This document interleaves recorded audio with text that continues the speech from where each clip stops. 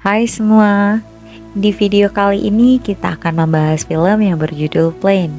Seperti judulnya, cerita ini akan membahas tentang penerbangan pesawat terbang dengan segala permasalahan yang mungkin saja terjadi. Yuk langsung saja kita ke alur ceritanya.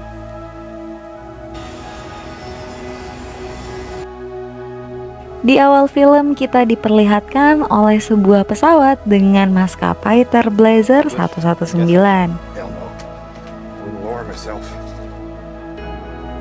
Trailblazer akan diterbangkan oleh pilot bernama Brady Torrance, ditemani oleh kopilotnya bernama Samuel Dell. Mereka akan melewati malam tahun bersama dari Singapura menuju Tokyo. Sebelum lepas landas, kepala pramugari bernama Bonnie menghampiri Kapten Torrance. Ia mengatakan bahwa ada seseorang yang ingin berbicara dengannya. Ternyata itu adalah petugas kepolisian yang meminta izin untuk ikut dalam penerbangan malam itu bersama seorang tersangka pembunuhan bernama Louis Gasper. Kapten Torrance sebenarnya sulit mengindahkan permintaan tersebut, namun ia kemudian memberikan izin pada mereka untuk masuk dengan syarat agar mereka tetap duduk di kursi paling belakang sehingga tidak akan mengganggu kenyamanan penumpang lainnya.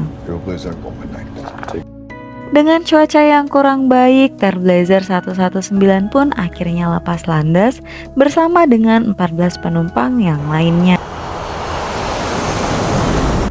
Kapten bersama kopilot memang telah menyadari bahwasanya mereka akan menghadapi hujan badai di depan sana. Namun ternyata yang mereka hadapi bukan hanya sekedar hujan badai biasa, melainkan badai yang cukup besar. Gumpalan awan hitam yang cukup besar menghantam pesawat itu dan menyebabkan guncangan yang pastinya membuat penumpangnya panik ketakutan. Kapten Torrance kemudian beranjak menghampiri kursi penumpang untuk meminta maaf atas ketidaknyamanan yang sedang terjadi saat itu.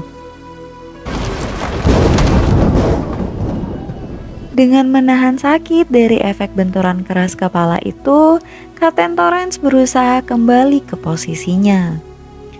Tak hanya membuatnya terpental, guncangan itu juga membuat sistem listrik di pesawat mereka mati total.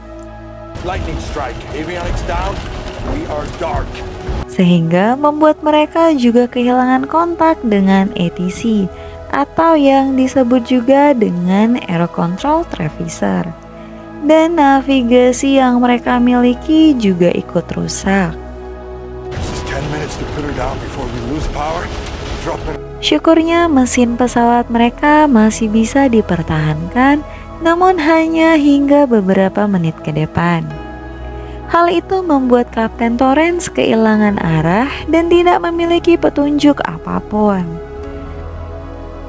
Ia bersama kopilot bekerja sama untuk mencoba mempertahankan kestabilan pesawat dalam upaya untuk menghindari badai besar yang sedang terjadi.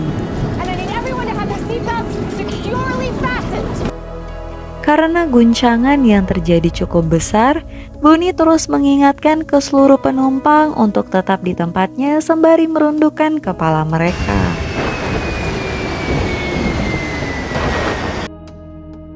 Namun si polisi sepertinya tidak mengindahkan peringatan Bonnie. Ia tetap nekat beranjak untuk mengambil ponselnya yang terpental akibat guncangan. Melihat hal itu, awak kabin lainnya tidak bisa tinggal diam. Ia langsung melepaskan sabuk pengamannya dan mencoba untuk menggapai si polisi. Naasnya, guncangan hebat terjadi dan membuat mereka terpental bebas hingga membentur sekitar dengan begitu keras yang akibatnya itu merenggut nyawa mereka berdua. Setelah berhasil melewati badai yang amat besar, Kapten Torrance pun kemudian mencari area yang bisa dijadikan tempat untuk pendaratan darurat. Rangkaian persiapan, mereka akhirnya mendaratkan pesawat di tengah hutan anta beranta tersebut. Sementara itu, di kantor pusat maskapai bersama jajaran penting lainnya mendapatkan kabar bahwa mereka kehilangan kontak dengan Trailblazer 119. Mereka pun berusaha menganalisa posisi pesawat saat ini berada. Setelah berhasil mendarat dengan selamat, Kapten Torrance menghimbau para penumpang beserta cabin crew untuk tetap tenang dan meyakinkan mereka semua bahwa ia akan bertanggung jawab penuh atas keselamatan mereka semua. Kapten Torrance kemudian mengevakuasi mayat polisi dan salah satu cabin crew-nya. Ia lalu mengambil barang-barang penting mereka yang dapat digunakan. Setelah itu, ia dan Dale juga bekerja sama untuk memperbaiki saluran radio yang terdapat dalam sistem pesawat. Selanjutnya, Kapten Torrance dan Dale juga melacak posisi mereka berada saat ini menggunakan sebuah peta. Setelah memprediksi posisi dengan jarak perhitungan penerbangan mereka, Kapten Torrance menyimpulkan bahwa saat ini mereka mungkin sedang berada di pulau bernama Jolo, Filipina. Mendengar hal itu, kemudian Dale cukup was-was. Bagaimana tidak, pulau itu telah dikuasai oleh pejahat brutal yang kebal terhadap hukum. Tak ingin berlama-lama terdampar di pulau antah berantah, Kapten Torrance pun bergegas mencari bala bantuan. Tak hanya sendiri, ia akhirnya melepaskan Gesper dengan perjanjian kerjasama untuk mencari pertolongan di tengah hutan. Semenjak kepergian Kapten Torrance, Dale berusaha menjadi lebih bermanfaat dengan memperbaiki sistem pada pesawat itu, dan tidak disangka ia pun berhasil memperbaiki salah satu sistem pesawat tersebut. Di keadaan lainnya, kita diperlihatkan oleh para militan bersenjata yang berada di tengah hutan tersebut. Dipimpin oleh laki-laki bernama Datu Junmar, ia mendapatkan informasi dari salah satu warga setempat bahwa semalam ada pesawat terbang yang mendarat di area kekuasaan mereka. Datu pun kemudian mengirim seorang anak buahnya untuk mengecek kebenaran hal itu dan memastikan bahwa pesawat tersebut bukanlah pesawat militer. Setelah masuk ke dalam hutan bersama Gesper, Kapten Torrance mengetahui bahwa Gesper adalah mantan anggota militer yang tanpa sengaja terlibat pembunuhan saat ia berusia 18 tahun. Gesper kemudian bertanya pada Torrance apakah ia membawa pistol, namun Torrance hanya berjalan lurus tak menjawab. Sayangnya saat Kapten Torrance berbalik, Gesper pun menghilang. Tak mau ambil pusing, Kapten Torrance pun kemudian melanjutkan perjalanannya seorang diri. Tak lama kemudian, ia menemukan sebuah telepon di dalam sebuah gedung terbengkalai. Ia berhasil menghubungi pihak maskapai, namun mereka menganggap Torrance adalah penipu yang sedang iseng menelpon mereka. Tak menyerah begitu saja, Kapten Torrance pun menelpon anaknya untuk meminta bantuan. Namun belum selesai berbicara, Kapten Torrance diserang oleh seorang preman kelas kecubung. Hingga akhirnya setelah melewati pertarungan yang sengit, Kapten Torrance pun berhasil mengalahkan preman itu. Sesaat setelahnya, Kapten Torrance mendengar suara tembakan. Ia kemudian langsung bersembunyi di balik sebuah meja. Siapa sangka tembakan itu ternyata berasal dari Gesper. Ia kembali menemui Kapten Torrance dengan senjata lengkap. Ternyata ia bukan melarikan diri, melainkan mencari senjata sebagai pertahanan diri mereka.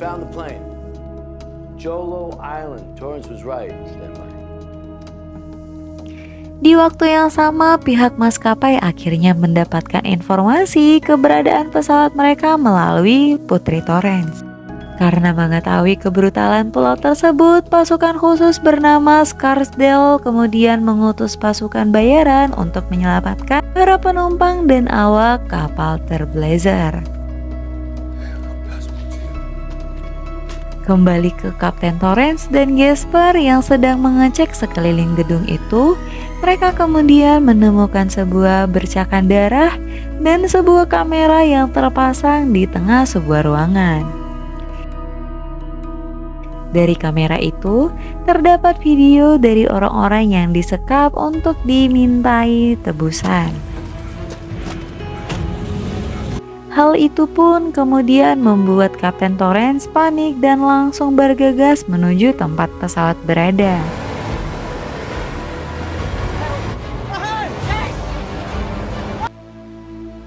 Di tempat pesawat, Datu dan perompak lainnya berhasil datang lebih dulu. Awalnya, para penumpang sempat berpikir bahwa mereka adalah tim penyelamat yang dikirim untuk membawa mereka. Namun, saat perampok tersebut mulai menembakkan pistol secara membabi buta, semuanya pun langsung ketakutan.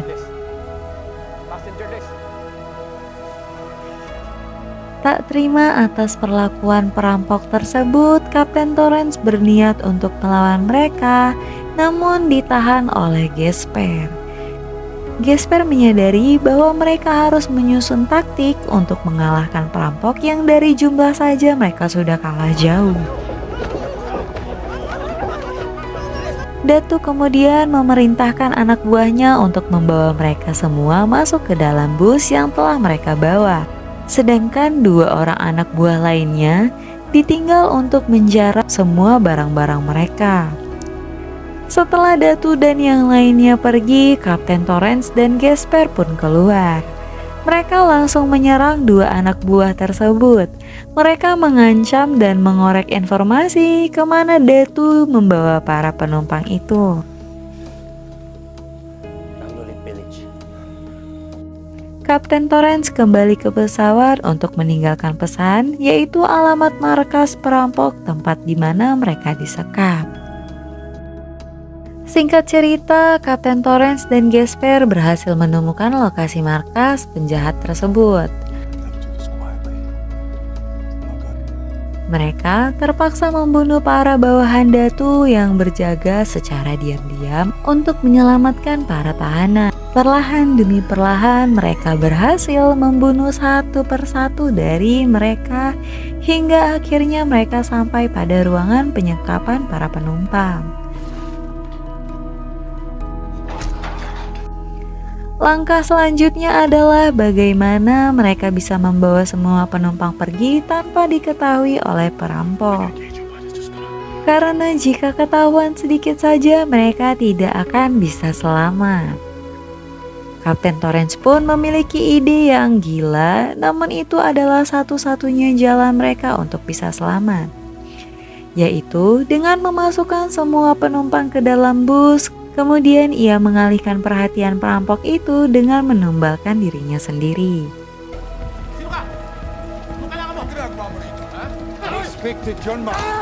Kapten Torrance kemudian menghampiri Datu dengan lantang. Tak senang akan tindakan Torrance, Datu pun meminta bawahannya untuk menghabisin Torrance.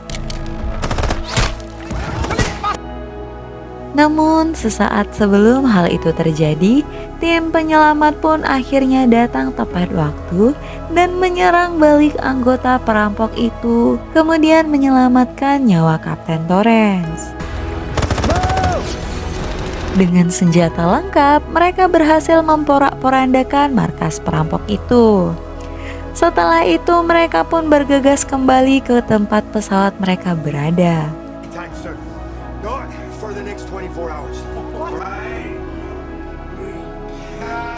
Mendengar bala bantuan akan tiba dalam waktu 24 jam, Kapten Torrance tidak bisa tinggal diam. Ia memiliki satu rencana gila lainnya, yaitu kabur dari tempat itu dengan menerbangkan kembali pesawat mereka.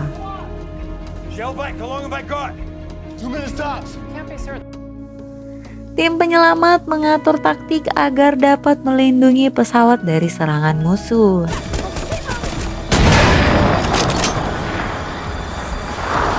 Sampai akhirnya Datu dan gerombolan perampok lainnya tiba dengan senjata lengkap.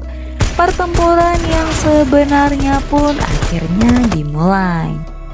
Baku tembak pun tidak bisa dielakkan. Kapten Torrance mengatakan pada mereka bahwa waktu yang mereka miliki hanya tersisa 2 menit lagi, sehingga mereka harus bergegas memasuki pesawat melalui tangga di bagian belakang pesawat. Ia kemudian kembali masuk ke dalam pesawat.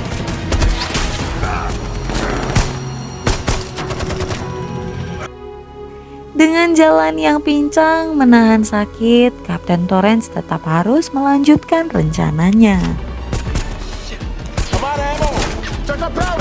Gasper yang awalnya berniat mengganti pelurunya yang habis, ia malah menemukan sebuah tas berisikan ratusan ribu dolar di dalamnya. Uang itu adalah uang operasi penyelamatan yang diberikan pihak maskapai untuk menyelamatkan Kapten Torrance beserta lainnya. Melihat hal itu, Gasper tidak langsung tergoda. Ia kemudian melanjutkan pertempuran hingga sampai pesawat berhasil menyala dan sudah berada di posisi lepas landas. Setelah Kapten Torrance berhasil menyalakan pesawat, Datu dan bawahannya berusaha menghentikan pesawat itu. Mereka pun terus menembaki pesawat itu tanpa henti. Saat tim penyelamat berhasil naik ke dalam pesawat, tinggallah Gasper yang berada lumayan jauh dari posisi pesawat.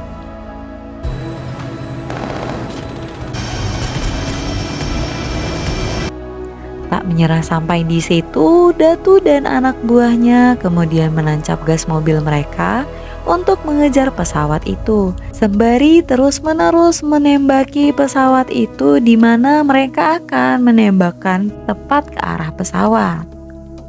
Beruntung Gasper yang masih berada di bawah berhasil menghalangi niatan mereka. Saat tersisa Datu seorang diri di situ, ia tetap berusaha membidik pesawat dengan peluru roket. Namun Kapten Torrance berhasil menerbangkan pesawat. Melihat hal itu, Gasper pun amat lega. Ia kemudian bersembunyi di semak-semak karena terdapat pasukan militan lainnya yang datang ke lokasi tersebut. Setelah lepas landas dengan keadaan pesawat yang mengkhawatirkan, Kapten Torrance harus buru-buru mendaratkan pesawat keluar dari area pulau tersebut. Kapten Torrance memutar otak untuk mencari bandara terdekat agar dapat mendarat dengan selamat. Berkat kerjasama kapten dan kopilot, pesawat tersebut akhirnya bisa landing dengan selamat. Mereka kemudian disambut oleh tim penyelamat yang telah siap siaga menunggu kedatangan mereka. Atas semua perjuangan yang dilakukan oleh Kapten Torrance, penumpang dan para cabin crew pun sangat berterima kasih kepada Kapten Torrance. Dan film pun akhirnya selesai.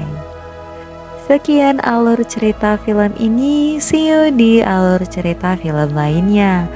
Goodbye.